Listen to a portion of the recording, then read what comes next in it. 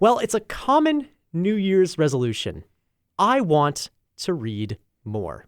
If that's you, you've tuned in at exactly the right time for our first edition of What to Read for 2025, courtesy of our good friends at McNally Robinson Booksellers. Co-owner Chris Hall back with us once again with some titles to add to your reading list. Good morning, Chris, and Happy New Year to you. Good morning, Nolan, and Happy New Year to everybody out there. Oh, it's just fantastic to be able to start the year with a chance to add to these reading lists. For those who are maybe looking to add reading to their list of things to do in 2025, where would you advise them to start? Or how would you say that they should get started? And maybe what are some benefits to folks who may not have thought all the way through their New Year's resolutions yet? Sure, yeah. No, I've in the last number of years, maybe as I get older, but I started to think about what reading does for me physically, like what its health benefits are.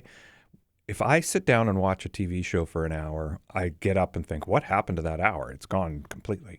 If I sit down and read for an hour, I get up kind of refreshed and like I've been somewhere else and like I've been sitting for a while. And I've been thinking a lot about mindfulness and those sorts of ideas that are out there that people seem to be craving. And when you're reading, your heart rate goes down, your breathing slows.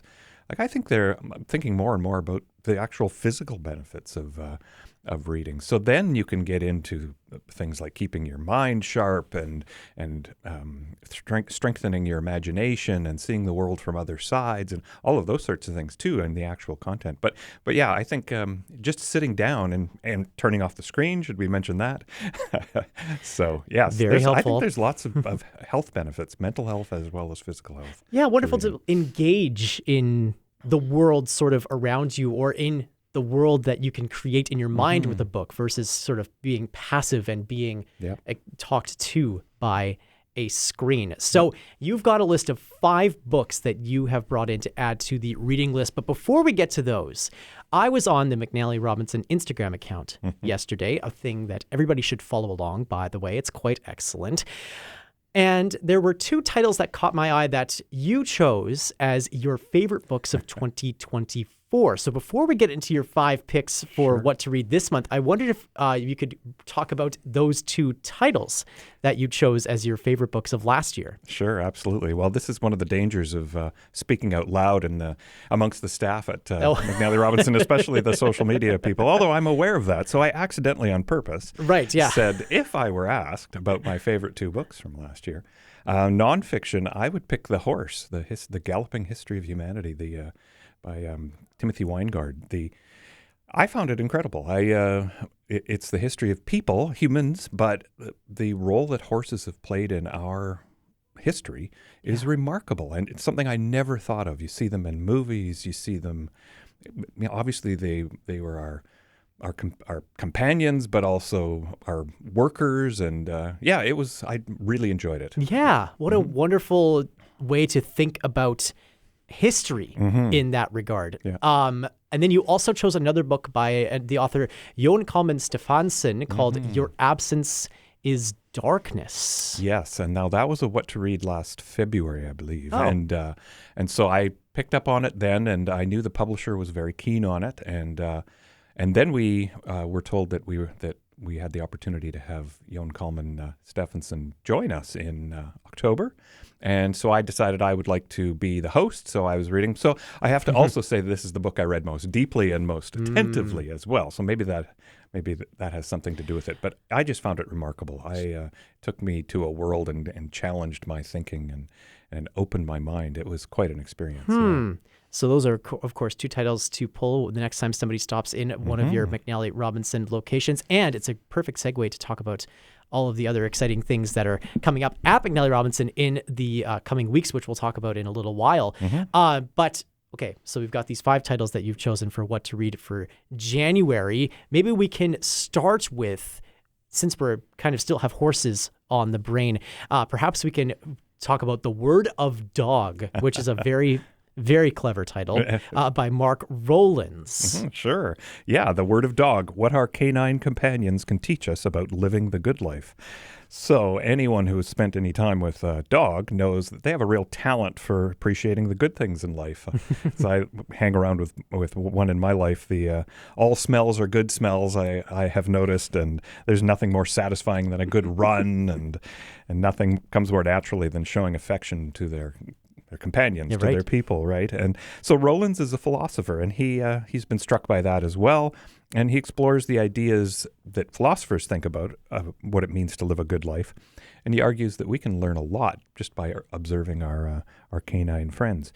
So he looks at questions like personal fulfillment and meaning, suggests that while dogs may not be able to answer our questions exactly, it's possible to see hints of what a better life might look like just by watching how they live their lives. So perfect book for a dog lover, one dog lover maybe who likes to think about the meaning of our lives, etc., but might make you think about your dog a little differently too. Interesting to draw a bit of a parallel between the horse and the year of dog, to think about how humanity looks through the eyes of our animal companions, perhaps. Sure. Yeah. I understand this book also talks a lot about just as I was flipping through it, I noticed a lot of conversation about fulfillment in the description. What maybe can we garner from these kinds of books about ways, as we contemplate new ways of living in the new year? It strikes me that perhaps looking at life through the eyes of an animal is a way to maybe see our lives a bit more with gratitude or with with vision. I would agree with that for sure. I think fulfillment. I mean, I think in a way that was what we were talking about with New Year's resolutions, right? And being having a healthy lifestyle, but appreciating the good things and appreciating what you have. That gratitude you're mentioning, for sure. I think the dog absolutely exemplifies that. Yes, living with presence. Perhaps in that. Okay, so now from the present, we journey to the past for your second title, Embers of the Hands, Hidden Histories of the Viking Age by Eleanor Barraclaw. What does this book reveal about the Vikings that we didn't know previously? Well, I'm always drawn to a good Viking history. So usually when we think of Vikings, you're thinking of warriors leaping from longships and intent on rampaging the local populace, that kind of thing. And that's accurate. That's absolutely did happen. But this author, Eleanor Barraclaw, argues that's really a minority of the Viking population. They were equally adept as a people at settling and farming, and they built these amazing cultures of continuity and purpose. So this is a history that takes a wider swath of the Nordic peoples of medieval times. That includes more talk about women and the domestic sphere, talks about farmers, writers, travelers, and artisans. And these people were the inventors of some of the world's first board games. They had and left behind an extensive body of writing. And they really had the same everyday concerns that humans have always had. So there's a new way of doing history, as what I'm picking up on, which is really getting into the artifacts, what's left, what physical things are left behind, from combs to like board game pieces to, and then extrapolating about what this means about their life, and little bits of graffiti and slang left by broken-hearted teenagers, things like that. And so, history is about a lot more than the warriors and the politicians. Sure. I'm trying to imagine what Viking graffiti would look like. Indeed. When you're speaking with customers who come into McNally Robinson, they're looking for that new thing to read, and especially at this time of year when they're looking perhaps to build that reading habit, or perhaps to find that sense of calm and engagement that we've been talking about. How does their reading habit change when it comes to looking at nonfiction versus fiction? In other words, is that a bit of a trickier place to engage first-time readers with these sorts of artifact explorations? Yeah, absolutely. I think every reader who comes in, or every person who comes in, is at a different stage, they're interested in different things. Some people only read nonfiction, other people only read fiction. So we don't try to change what you're reading. We just try to maybe push you a little bit outside of comfort zone if you're up for it, but also you can have, that comforting read if that's what you're looking for. So I have been reading a lot more nonfiction than I used to, and I'm finding it very fascinating. I find it great to do both because my nonfiction informs my fiction reading quite, remarkably. I've learned something about the world, and therefore then I go into the fiction and think I know more about what I'm reading. Right. Sometimes. Well, and that transitions us nicely into this next title, which kind of is that middle ground between fiction and nonfiction. I'm talking about We Do Not Part by Han Kang. Mm-hmm.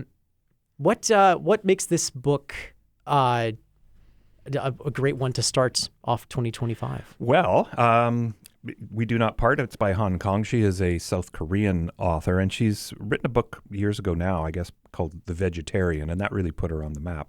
Human Acts followed, and Greek Lessons, which listeners may recall, was a former What to Read pick. And then this past fall, she was awarded the Nobel Prize in Literature. And now immediately we have a new novel arriving right away this year. So a perfect chance to give her a try. This novel tells a story about a young woman named Kyung-ah whose friend ends up in the hospital after an accident, and Kyung-ah is tasked to traveling to this friend's home. She lives on an island in order to look after a beloved pet, a white bird called Ama. But as she travels, a terrible snowstorm hits, and there's lots of questions that start whether she will arrive safely, whether the pet will survive, and literally whether or not Kyung-ah gets hopelessly lost. Kang's novels, they always have an element of confusion or ambiguousness to them. We are often inside the characters' minds when they don't really know what's going on, or they're not in control of what is happening. It can take some work to read her, but I find it really rewarding that sometimes the books that expect the most out of us have the most to give back, is my experience. Sure. And so, you're going to get a little lost in her novels, but sometimes that can be very revealing. Yeah. So we were just talking about your reading of nonfiction informing the fiction picks that you take. And since this is situated in a sort of historical sort of premise, I'm wondering what role maybe fiction like Han Kang's work can tell us about history that maybe a nonfiction work wouldn't be able to. Well, I mean, fiction can get behind the scenes or inside of minds as well. So important to think, not only see what happened, but maybe why it happened or what was going on in the minds of somebody. It's all imagined, but at the same time, there's truth and then there's facts. Facts are literally what happened. Truth can be bigger than that and more complex than that and kind of unknowable at some level. Yeah. So a lot of books go beyond that simple there is a tree outside level of life, and washing socks, as Jan Coleman Stephenson calls it, that level of life. Sure. Washing socks, having a beer, that's easy. Right. Right, exactly. It's washing socks, but then the difference when you're adding in that fictional element is where did the dirt come from? Maybe. There you go. We've got another sort of survival tale of sorts for our next title, Juice by Tim Winton. Are you trying to like prepare people for a bad year here, Chris? What's going on? Maybe I am. Yes, Juice. Tim Winton. I discovered Tim Winton when he made the Booker Prize shortlist in 2002. It was a novel called Dirt Music, which I really enjoyed, so I've read several after that. He's written many more novels, both before and after that, including The Riders, which was also made the Booker shortlist. Winton is from Perth in Western Australia, and he writes about that part of the world. And I have a very vivid picture of Western Australia, and I think it's largely based on reading his books. I hope one day to go and confirm that I have the right picture, but he's very good at writing about the land, both big perspectives like landscapes and describing the pieces of the land, and it's very Australian, of course. Some of the language I don't recognize. It's just very evocative, and but also right down to the details. His characters are often poor, and they often work with their hands right at the level of the dirt, and so his new book is also set in Australia, but it's very far into the future. Many generations of increasing temperatures. the summers are literally too hot to live outside, and they have to go underground just to get through the heat of the summers. The world is turned into a series of battles and negotiations for scarce resources and power. Power being the literal juice of the of the title. There's also a lot of resentment and anger towards ancestors that allowed the world to become this way. So there's a bit of guilt as one reads this. But it reminded me a little bit of the Mad Max movies, if you will. There's a lot of rigged vehicles and gear that they've got patched together, but a real sense of suspense and fights for survival. But it's all rooted in that detail of the characters, and especially of the earth and the dirt that Winton is so good at writing about. We've been talking about the grounded way in which books can keep us calm, more intentional about life. What role do dystopian descriptions of life have to keep us grounded in real life, so to speak? Well, I'm not always drawn to dystopian. I'm not really drawn to science fiction either, and I think about that once in a while. I'm not absolutely sure why. So books set in the future in that dystopian, I'm often not interested in them. This one is somehow different. He's not dwelling on that. It's not about that exactly. Like, it's not really clear what's happened in the past. They're the past, like, at least I'm gathering, the times we live have become sagas in their time, so that they've become kind of mists of history. But he's learning more and more of this character as he goes along. Yeah. But anyway, this one is very rooted in, maybe it's that rooted in the earth. The earth remains the same despite all that time passing. Yeah. Mm-hmm. Well, for our final book, it's rooted in this earth here on Treaty 1 territory, here in the city of Winnipeg, and it's a story that many listeners will likely know. This is For the Love of a Son by recent Order of Canada honoree Scott Oake. Lots of people know this story, but for maybe those who don't, so what does this book talk about? Yeah, it's a memoir of addiction, loss, and hope is the subtitle, and he needs no introduction to hockey fans. Of course, Scott Oake has hosted Hockey Night in Canada every Saturday night for many years, or been part of the hosting. And yeah, as you know, I think a lot of Winnipeggers know, he lost his son Bruce to his opioid addiction in 2011. And this book is about his relationship with Bruce, and also how he and his wife and his other son, Darcy, coped with the tragedy. I'd hesitate to say they saw it coming, but it starts to feel inevitable, I think. So there's that part of the story. But instead of allowing it to break them, the family has instead turned that worst day of their lives into a way to help the thousands of Canadians who are struggling with addiction. They spent almost a decade fundraising and battling red tape, and now they've launched the Bruce Oake Recovery Center in Winnipeg.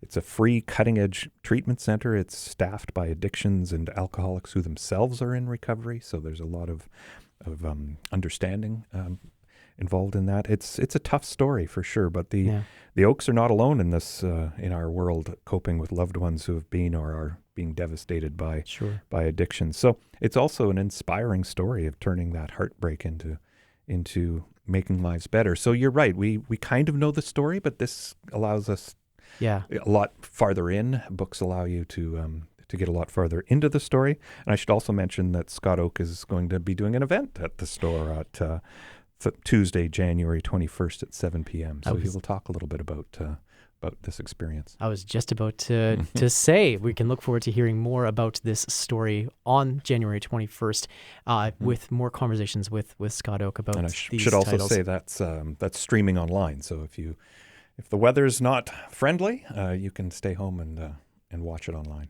Another fantastic collection of titles here, Chris. Thank you so much for stopping by the Classic 107 studios and starting off 2025 right for us. My pleasure. Thanks, Nolan. Chris Hall, the co-owner of McNally Robinson Booksellers. Those titles, once again, The Word of Dog by Mark Rowlands, Embers of the Hands, Hidden Histories of the Viking Age by Eleanor Barraclaw, We Do Not Part by Han Kang, Juice by Tim Winton, and For the Love of a Son by Scott Oake. We'll have a full recap of those titles up at our website later on this morning, classic107.com, or on the Classic 107 app.